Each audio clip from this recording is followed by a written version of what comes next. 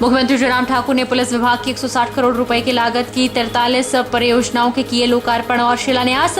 विभिन्न पुलिस थानों के लिए 20 नए वाहनों को दिखाई हरी झंडी। गुड़िया प्रकरण पर कांग्रेस प्रदेश अध्यक्ष के बयान की बीजेपी प्रदेश अध्यक्ष ने की निंदा। बोले, हार सामने देख बौखला गए हैं कांग्रेसी नेता। रेप जैसी घटना को छोटी मोटी घटना मानती है प्रतिभा सिंह।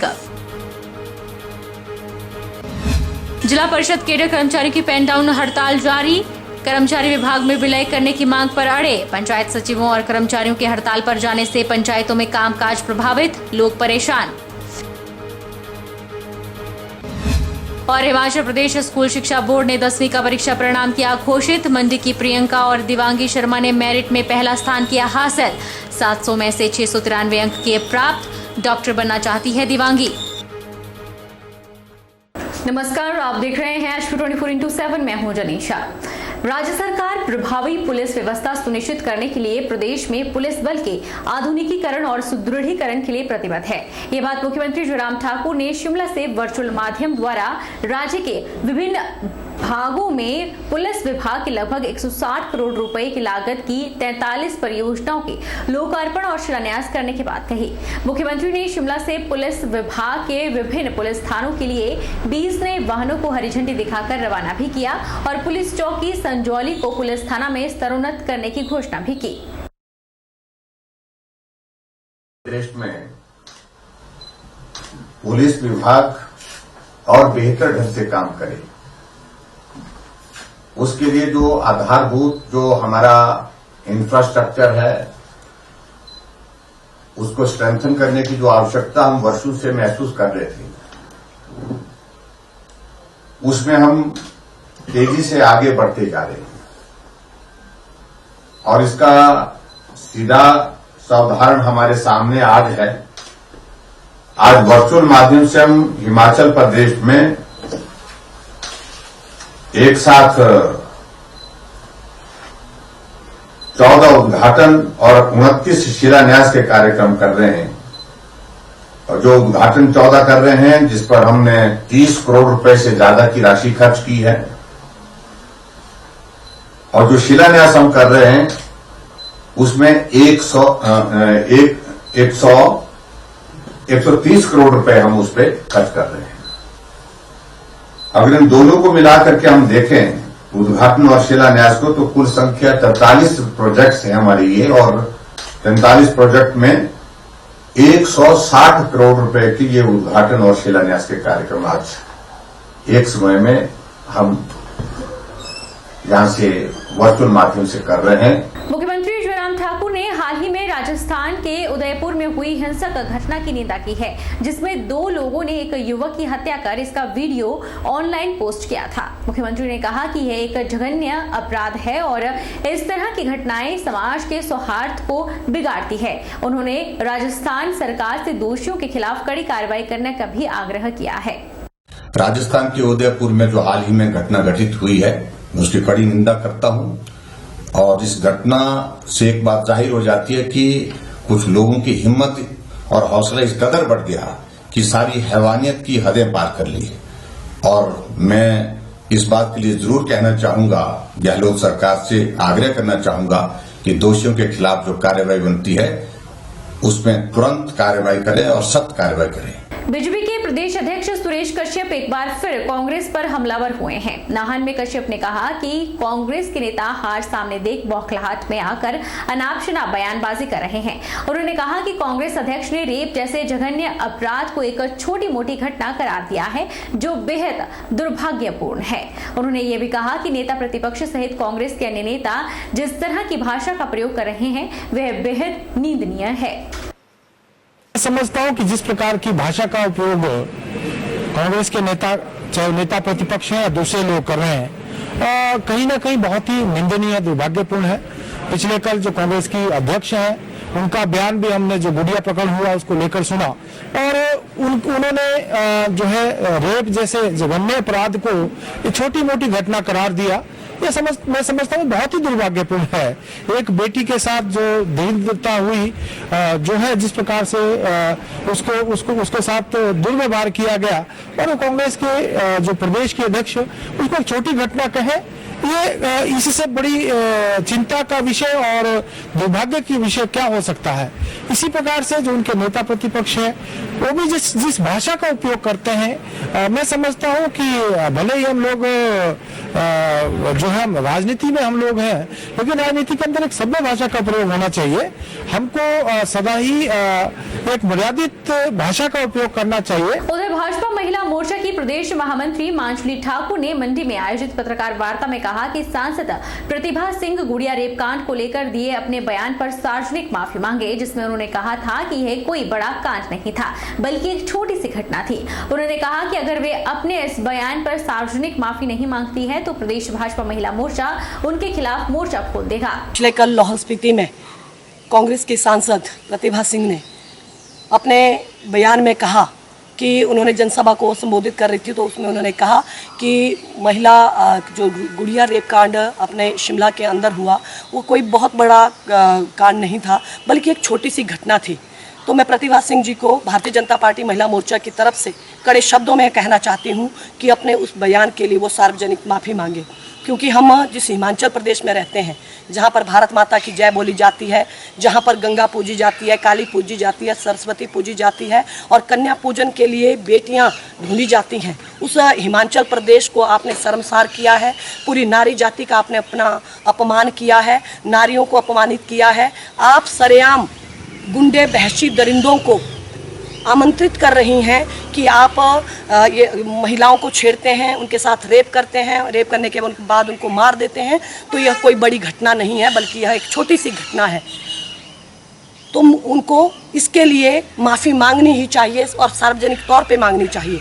यदि वह ऐसा नहीं करती है तो हिमाचल प्रदेश में महिला मोर्चा उनके खिलाफ मोर्चा खोलेगा, जिला केंद्रों में उनके खिलाफ धरना प्रदर्शन करेगा, क्योंकि यह पूरी नारी जाति के सम्मान की बात है। राज्य स्तरीय शूलिनी मेले में अव्यवस्थाओं का आलम दिखा, जिसमें आम जनता 3 दिन तक परेशान दिखाई दी। सोलन में आयोजित पत्रकार वार्ता के दौरान कांग्रेस प्रदेश प्रवक्ता अमन सेठी ने शूलिनी मेले के प्रबंधों को लेकर सोलन प्रशासन और सरकार को घेरा है और इस मेले का भगवाकरण का बात भी कही। वहीं प्रशासन की व्यवस्थाओं से जनता को परेशानियों का भी सामना करना पड़ा। सोलन में आयोजित पत्रकार वार्ता के दौरान कांग्रेस प्रदेश प्रवक्ता अमन सेठी ने शूलिनी मेले के प्रबंधों को लेकर सोलन प्रशासन और सरकार को घेरा। अमन सेठी ने आरोप लगाते हुए कहा कि मेले में राजनीति निमंत्रण पत्र से ही शुरू कर दी गई थी। निमंत्रण पत्र में जहां स्थानीय विधायक का नाम नहीं लिखा गया, वहीं मेले के दौरान कांग्रेस के चुने हुए प्रतिनिधियों की अनदेखी की गई। इसके साथ साथ प्रशासन के द्वारा की गई तैयारियों पर भी उन्होंने सवाल उठाते हुए कहा कि बाजार में जहां लोगों की जेबें कटी, लोगों को अव्यवस्थाओं का सामना करना पड़ा, वहीं मेले का मजा किरकिरा करने में साउंड सिस्टम भी निशाने पर रहा। अमन सेठी ने आरोप लगाया कि लाखों रुपए खर्च करने के बाद भी प्रशासन की कमियां साफ तौर पर झलकती है। पूरे मेले के दौरान और मेले से पूर्व त्रिदेव सम्मेलन में प्रशासन सरकार की कठपुतली बना रहा।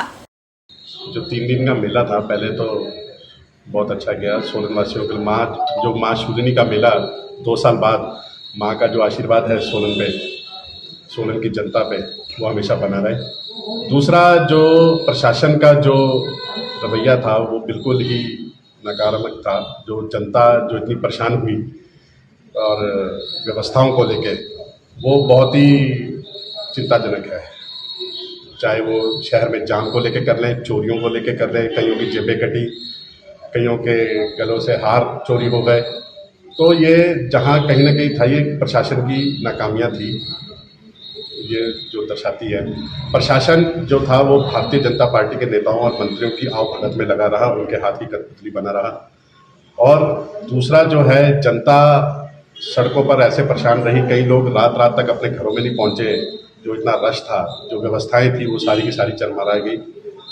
और इतने महंगे कलाकार बुलाकर उनको पैसे देकर 5-5 मिनट का जो समय मिला, उनके साथ भी एक कहीं ना कहीं न्याय नहीं है।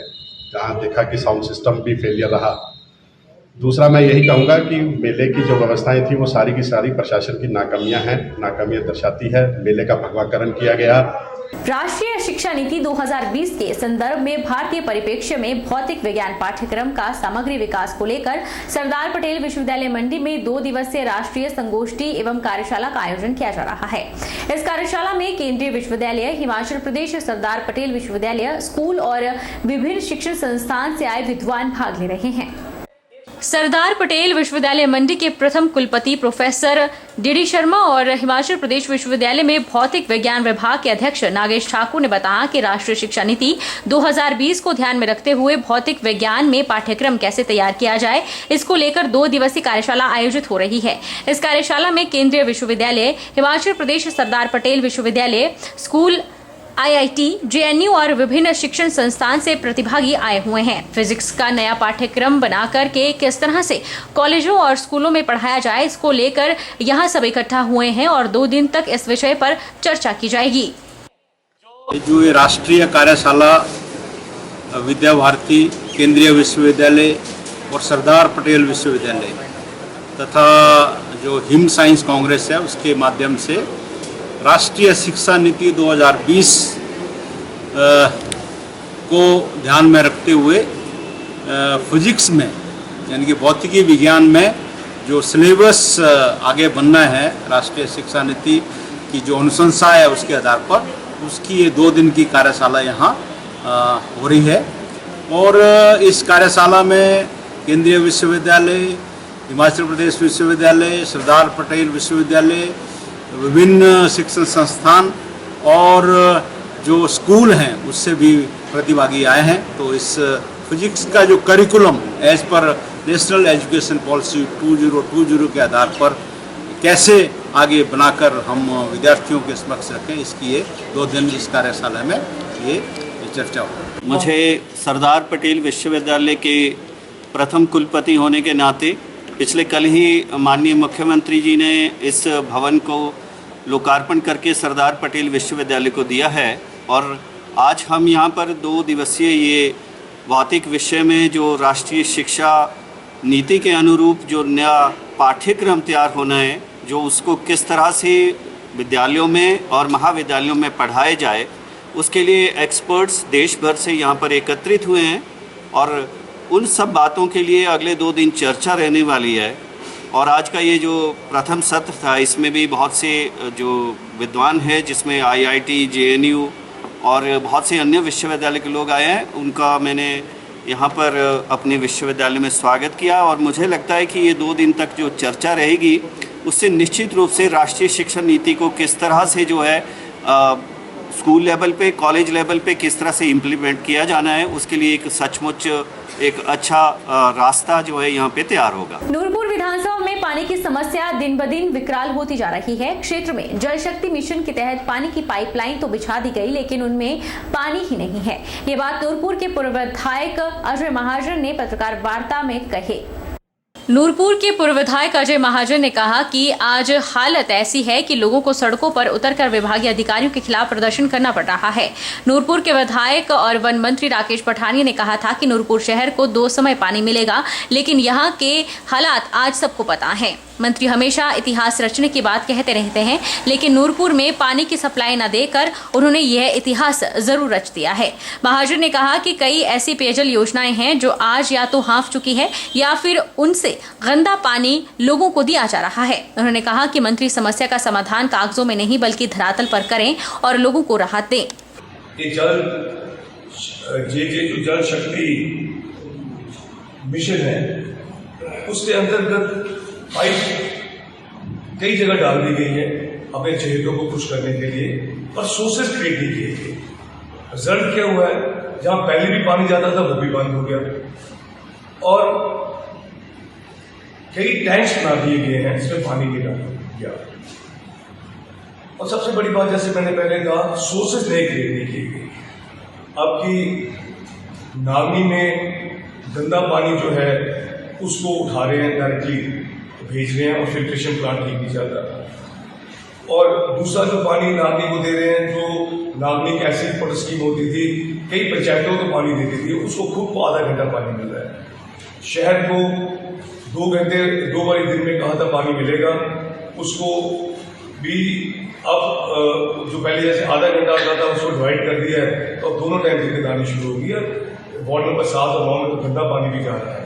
तो मैं मंत्री जी जो रोज अपने अखबारों के माध्यम से और सोशल मीडिया में भी अलग अलग प्लेटफॉर्म से गाँव में जाके कह रहे हैं कि मैंने करोड़ों रुपया दे दिया और नूरपुर में एक नया इतिहास रचा दिया पानी देने का, इन्होंने उल्टा रचा दिया इतिहास कि लोगों के नलकों में पानी ही नहीं आता। इतनी बुरी हालत पानी की मेरे ख्याल मैंने नहीं कभी देखी, मतलब मेरे अपने होश में जो हालात बन रहे हैं। तो मैं मंत्री जी से मैं गुजारिश करूंगा कि इमीडिएटली जो है इसका समाधान किया जाए, कागजों में नहीं, प्रैक्टिकल। वक्त तो चला है एक छोटे से ब्रेक का।